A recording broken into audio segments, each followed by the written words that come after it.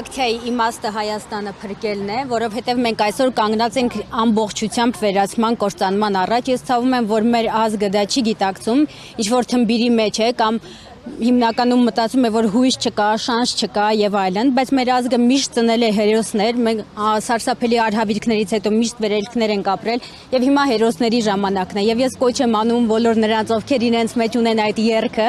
նրանց մեջից թող ծնվեն ու վեր բարձրանան հերոսները եւ փրկեն մեր ազգը։ Նախորդ անգամ ձեր ակցիան ինչ նպատակ տվեց, որ այս անգամ կրկին եք կազմել։ Առնվազն այն նպատակը տվեց, որ դատարանը հետաձգեց իր որոշումը, բայց ակնկալելով, որ ազգը ավելի բուռն կպայքարի, բայց ազգը չպայքարեց, այդպես իրենք դատարանի չէ, Սրբազանի է նկատի։